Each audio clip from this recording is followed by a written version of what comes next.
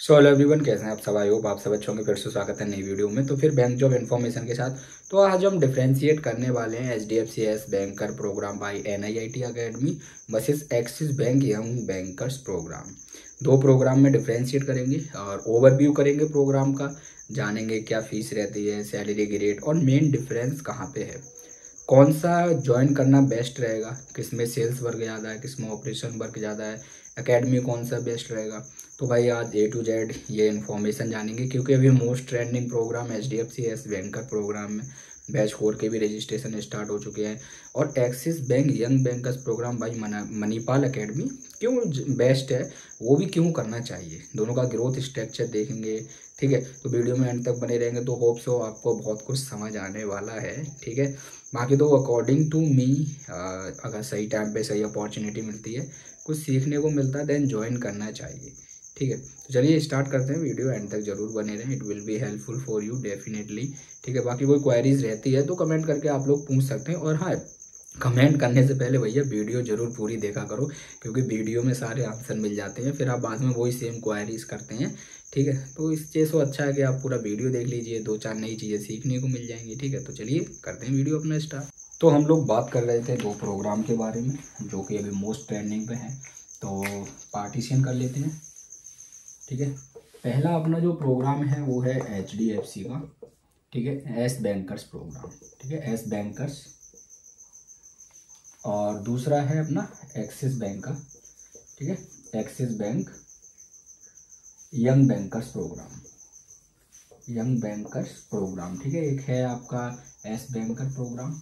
ठीक है, तो इसका डिफ्रेंशिएट करेंगे विच वन इज बेस्ट, और क्या डिफ्रेंशिएट है भाई, कौन सा ज्वाइन करना सही रहेगा। ठीक है, कौन सा करना चाहिए, ये सबसे ज़्यादा मेरे पास क्वेरीज आती हैं। ठीक है, तो A to Z देखते हैं और डिफ्रेंशिएट करेंगे अपन लोग। तो सबसे पहले तो हम देख लेते हैं। देखिए, इसका जो अकेडमी है वो है NIIT academy, NIIT IFBI academy. ठीक है, और ये आपका लोकेशन पे होता है राजस्थान में। ठीक है, नीमराना ऐसे कुछ लोकेशन है। ये अपना है मणिपाल एकेडमी, मोस्ट फेमस, दोनों ही फेमस है। तो मणिपाल एकेडमी हो गया। ठीक है, मणिपाल एकेडमी आपको पता है लोकेशन है बेंगलोर। ऑफलाइन ये भी होता है प्रोग्राम। तो दूसरा अगर हम बात करें तो प्रोग्राम मोड की बात करते हैं एक बार। ठीक है, इम्पोर्टेंट है प्रोग्राम मोड जानना। थोड़ा जरा मैं अपने मार्कर रख लेता हूँ जेब में, जब ज़रूरत होगी तो ज़रूर निकालेंगे आप, क्योंकि बहुत सारे मार्कर हाथ में लेके वो राइटिंग नहीं हो पाता है। ठीक है, तो वहीं अगर हम बात करें दूसरा, ठीक है, ये भी ऑफलाइन प्रोग्राम है। ठीक है, और ये भी आपका ऑफलाइन प्रोग्राम है। ठीक है, दोनों ऑफलाइन है। और अब वहीं अगर हम बात करें तीसरा, ठीक है, अब हम बात करते हैं थोड़ा ओवरव्यू के बारे में। यहाँ से कुछ पॉइंट हम चेंज करेंगे, अभी तक हम अकेडमी के थे। HDFC बैंकर प्रोग्राम अगर हम बात करें तो एलिजिबिलिटी के आप अंडर ग्रेजुएट होने चाहिए। ठीक है, विथ 50%। ठीक है, और वहीं हम एज की बात कर लेते हैं तो एज आपका होना चाहिए 28 तक, आप 28 ईयर्स तक आप एलिजिबल हैं। ठीक है, और वहीं अगर हम बात करें तो चौथे पॉइंट में ड्यूरेशन रहता है 45 डेज का प्रोग्राम है। ठीक है, 45 डेज का। और अगर हम बात करें तो पाँचवा, अब आपको जो ग्रेड मिलता है वो असिस्टेंट मैनेजर मिलता है। ठीक है, वहीं आपका जो वर्क प्रोफाइल हो सकता है वो है कस्टमर सर्विस।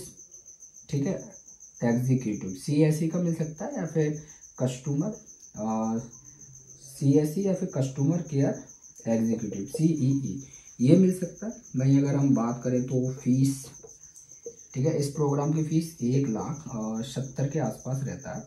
ठीक है, और अगर हम बात करें तो आपको, ठीक है, असिस्टेंट में 45 डेज रहता है, अंडर ग्रेजुएट आप होने चाहिए मिनिमम।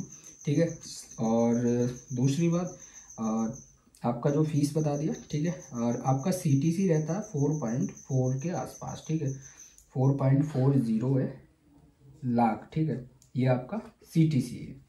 ठीक है, ये प्रोग्राम का था HDFC बैंकर प्रोग्राम। अब यहाँ पे आते हैं। ठीक है, यहाँ पे भी आप अंडर ग्रेजुएट होने चाहिए, 50% होना चाहिए, ठीक है। और वहीं अगर हम बात करें तो इसमें आपका एज 35 ईयर्स है। तो पहला डिफरेंशिएट निकल के आता है आपका एज का, बताता चलूँगा साथ साथ। चौथा अगर हम बात करें तो ये पूरा आपका डिप्लोमा है, ठीक है। जैसे आप करते हैं ना diploma, post graduate diploma in management PGDM, ऐसे ये है post graduate diploma in banking sector, ठीक है। ये आपका क्या है, ट्रेनिंग प्रोग्राम है, इट्स कॉल्ड ट्रेनिंग प्रोग्राम, ठीक है। ब्रैकेट में हम लोग लिख लेते हैं, ये है आपका ट्रेनिंग प्रोग्राम। सर्टिफिकेट इसमें भी मिलेगा, ठीक है, बट ये प्रोग्राम है, ठीक है। ये है आपका डिप्लोमा, ठीक है।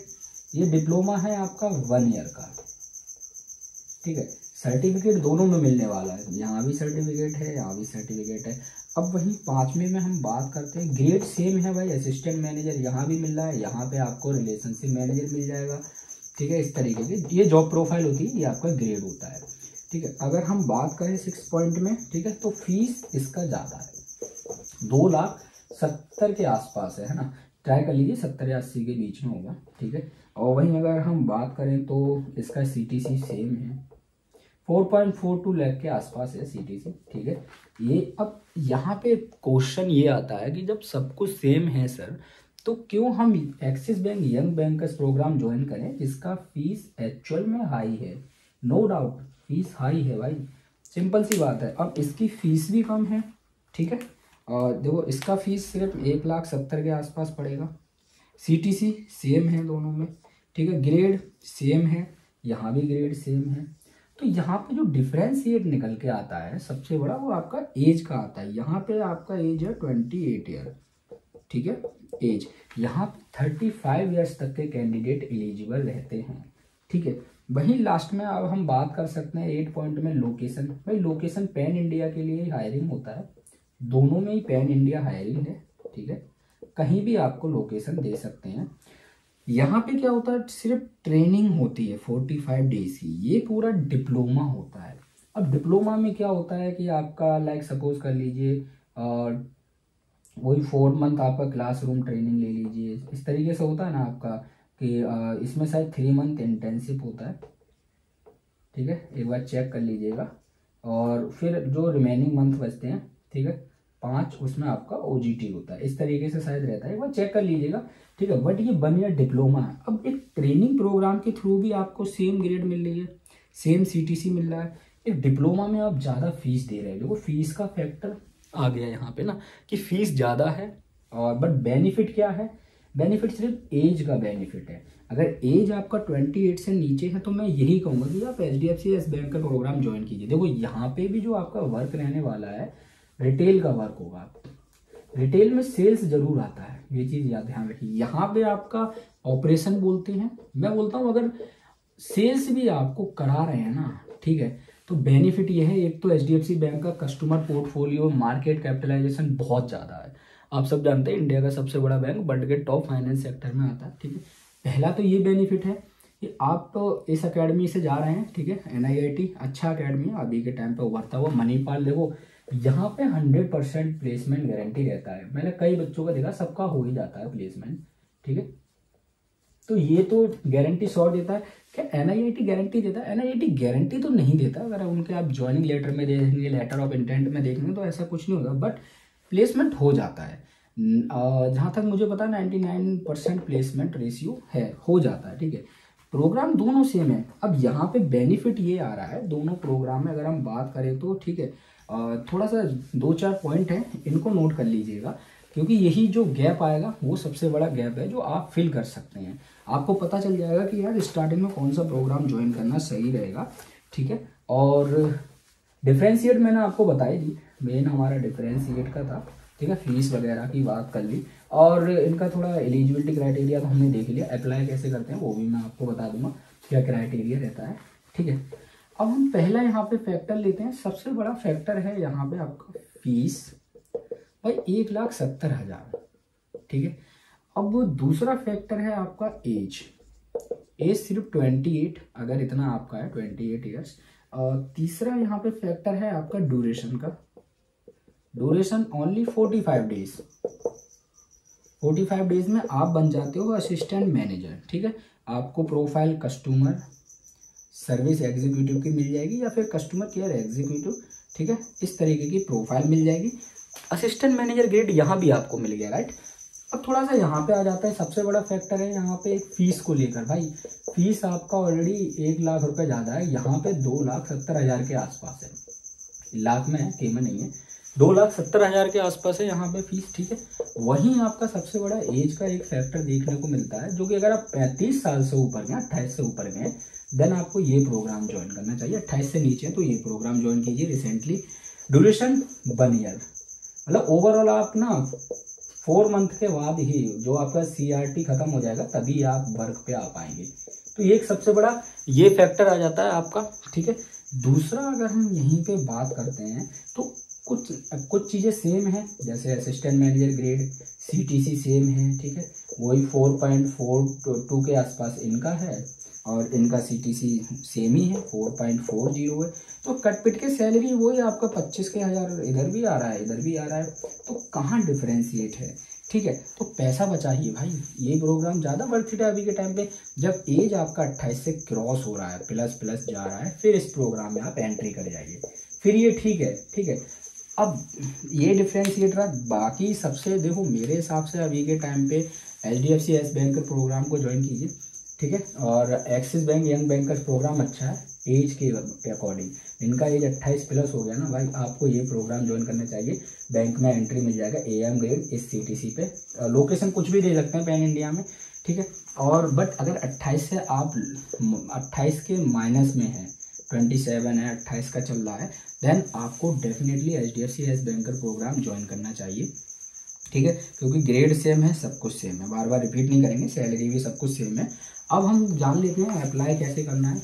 ठीक है, अप्लाई करने के लिए कोई ज़्यादा खास कुछ नहीं है भाई, दोनों में आपको अप्लाई करने के लिए। ठीक है, मणिपाल ये अकेडमी डिफरेंट है दोनों, ये चीज़ ध्यान रखिएगा। ठीक है, यहाँ पे सेम एप्लीकेशन फॉर्म हो गया और इनका शायद कुछ फीस भी है, देख लीजिए। एप्लीकेशन फॉर्म का 500 रुपये के आसपास हो सकता है। ठीक है, सेम यहाँ भी एप्लीकेशन फॉर्म प्लस कुछ फीस होगा, देख लीजिए फॉर्म का। ठीक है, और उसके साथ साथ आपका फिर एक असेसमेंट टेस्ट होगा।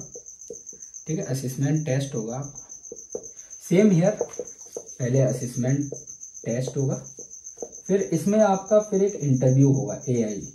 ठीक है, या फिर ऑनलाइन इंटरव्यू बोलते हैं। ठीक है, PI होता है, PI बोले पर्सनल इंटरव्यू, जो कि आपका ऑनलाइन होगा। ठीक है, ये ऑनलाइन होगा। सेम यहाँ पे एक इंटरव्यू हो सकता है पर्सनल इंटरव्यू, वो अकेडमी पे डिपेंड करेगा, पर्सनल इंटरव्यू होगा। ठीक है, असेसमेंट टेस्ट हो रहा है आपका अकेडमी के थ्रू, कि अकेडमी में आप एलिजिबल हैं जाने के लिए। यहाँ पे असेसमेंट टेस्ट हो रहा है, डायरेक्ट बैंक में जाने के लिए एलिजिबल है, क्योंकि यह इंटरव्यू पहले ही करा देंगे। यहाँ भी इंटरव्यू पहले करा सकते हैं, यहाँ पे इंटरव्यू पहले नहीं कराया कोई बात नहीं, बाद में भाई HDFC बैंक लेगा इंटरव्यू, तभी तो सिलेक्शन देगा। HDFC बैंक के HR लेंगे यहाँ पे। ठीक है, तो ये है। दूसरा, अब अगर आपका बैकग्राउंड वेरिफिकेशन में सब कुछ सही है, लाइक आपका सिविल स्कोर ठीक है। ठीक है, सिविल 700 प्लस है, एलिजिबल हो। सेम है, सिविल आपका 700 प्लस होना चाहिए, देन आप एलिजिबल हैं। और सेम यहाँ पे भी परसेंटेज 50% अंडर ग्रेजुएट और मेल फीमेल दोनों एलिजिबल है, मेल फीमेल दोनों एलिजिबल हैं। ऑफलाइन प्रोग्राम है। ठीक है, तो ये है अप्लाई करने का क्राइटेरिया। ठीक है, एप्लीकेशन फॉर्म फिल करना। अब ये कैसे करना है, वेबसाइट दी हुई है, आप सर्च करिएगा। ठीक है, यहाँ पे NIIT की वेबसाइट आएगी, यहाँ पे मणिपाल की वेबसाइट आएगी। ठीक है, आप जाके फॉर्म फिल करिए। यहाँ पे जब आप असेसमेंट टेस्ट वगैरह का लिंक आ जाता है 2 से 3 दिन के अंदर सब कुछ क्लियर होता है, देन काउंसलर आपको कॉल करते हैं और आप अपनी फीस का कुछ % अमाउंट सीट बुकिंग के लिए सबमिट कीजिएगा। ठीक है, देन उसके बाद आप ऑफलाइन जाते हैं ट्रेनिंग के लिए, देन रेस्ट अमाउंट जो आपका रह जाता है वो आप एक बार में सबमिट कर दीजिए। ठीक है, या फिर आप एजुकेशन लोन करा सकते हैं, दोनों में EL के लिए आप एलिजिबल हैं। ठीक है, और सेल्फ फंड भी कर सकते हैं। तो ये रहा ओवरऑल आपका इन्फॉर्मेशन। ठीक है, और सेल्फ फंड भी आप कर सकते हैं। एजुकेशन लोन में जाते हैं तो वो यार 14% से प्लस ही इंटरेस्ट शायद आजकल ले रहे हैं वो लोग। ठीक है, EMI आपको देनी होंगी आगे, और EMI तभी होती है जब आपका सिविल स्कोर अच्छा होता है। ठीक है, एक चीज़ और है, कभी आप एजुकेशन लोन कराते हैं, आपने जॉब से रिजाइन दे दिया, ठीक है। बट EMI हमेशा पे करिए टाइम से। ऐसा क्यों? अगर सिविल स्कोर खराब हुआ तो आपका ना तो आगे किसी इंडस्ट्री में जल्दी जॉब हो पाएगा, ऊपर से आप, ठीक है, आपको बैंक की तरफ से तो नोटिस आएगा ही आएगा लोन पे करने का, ठीक है। दूसरी बात, आप डिफॉल्टर घोषित हो जाते हो। डिफॉल्टर घोषित होते कोई बैंक कभी फ्यूचर में लोन नहीं देगा, कोई NBFC सेक्टर, ना कोई MFI सेक्टर, सबसे आप हो जाएंगे ब्लैक लिस्ट। तो ये चीज़ थोड़ा सा ध्यान रखिएगा कि EMI टाइम से पे करें ताकि सिविल बना रहे। बहुत सारे कैंडिडेट EMI नहीं लेते तो सिविल खराब होता है, फिर उनको आगे फ्यूचर में जो जॉब होता है उसमें बहुत इश्यू आता है, ठीक है। सिलेक्शन तो देते नहीं, फिर आप डिफॉल्टर भी घोषित हो जाते हैं तो लोन भी नहीं मिलता फ्यूचर में। ये चीज़ ध्यान रखिए, ठीक है। तो अब जो आपको 28 से नीचे है तो HDFC बैंकर प्रोग्राम NIIT के थ्रू अच्छा है, और 28 से ऊपर तो एक्सिस, दोनों प्रोग्राम अपने आप में बेस्ट है। अभी के टाइम पे कम बजट में सबसे अच्छा प्रोग्राम HDFC बैंकर प्रोग्राम है, इसको ज्वाइन करिएगा, ज़्यादा बेस्ट है, ठीक है। Axis bank young bankers programme इसलिए बेस्ट है कि आपका 28 से ऊपर एज है, देन आप ज्वाइन कर लीजिए। अब लेकिन अब जिसका ज्वाइनिंग लेटर आ गया किसी भी एज पे, अपॉर्चुनिटी है तो मैं बोलूँगा ज्वाइन करिए, ठीक है।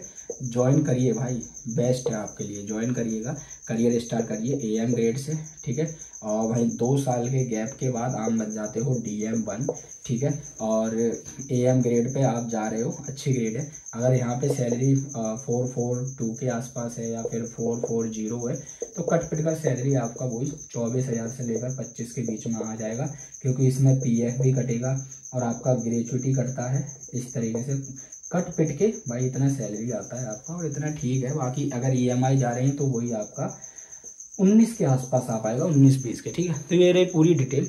बाकी देखो अपॉर्चुनिटी मिलती है तो दोनों, HDFC बैंक भी आप भी जानते हैं भाई टॉप लेवल का बैंक है हमारे इंडिया का, बिजनेस निकालता है, और एक्सिस बैंक भी बहुत टॉप पे है। दोनों बैंक अच्छे हैं ज्वाइन करने के लिए। सिंपल सी बात है, टारगेट बेस्ड जॉब होती है, कोई इसमें छुपाने वाली बात नहीं। सेल्स वर्क रहता है, ठीक है, फील्ड वर्क भी रहता है, ठीक है, कॉलिंग पे भी वर्क रहेगा आपका सेल्स के लिए। तो इसमें कोई ऐसा हेडिंग नहीं है छुपाने वाला। और मेल फीमेल दोनों को ही फील्ड पे जाना होता है, मेल हो या फीमेल हो, सेल्स दोनों को करना है और दोनों को बिजनेस रेवेन्यू ला के देना है, ये सब काम रहते हैं। बाकी दोनों ही अच्छे हैं प्रोग्राम। आपको कुछ क्वेरीज है तो डेफिनेटली फील फ्री होकर आप कमेंट में पूछ लीजिए। According to me both are good, growth दोनों में हाई है, क्योंकि आप असिस्टेंट मैनेजर दोनों से ही करियर स्टार्ट हो रहा है। बट HDFC बैंकर प्रोग्राम में एक ही बेनिफिट है, कम बजट में कम टाइम में आप AM बन जा रहे हैं, वो भी HDFC बैंक में, जिसका एक्सपीरियंस टॉप लेवल पे वर्ल्ड वाइड काउंट होता है। एक्सिस बैंक का भी काउंट होता है वर्ल्ड वाइड टॉप लेवल पे, बट वहाँ 1 लाख रुपए ज़्यादा लग रहा है, वहाँ टाइम ज़्यादा लग रहा है। टाइम की बचत करिए, पैसे की बचत करिए, और इस प्रोग्राम से HDFC बैंकर प्रोग्राम से करियर स्टार्ट कर दीजिए, ज़्यादा बेस्ट है। Thank you, all the best. बाकी कोई क्वेरी है तो कमेंट कर लीजिए। टेलीग्राम व्हाट्सएप चैनल ज्वाइन कर लीजिए, लिंक यूट्यूब के डिस्क्रिप्शन में दिया हुआ। बहुत सारी वैकेंसी वहाँ मैं शेयर करता रहता हूँ जो आपके लिए हेल्पफुल रहने वाली हैं। Thank you, all the best, good luck.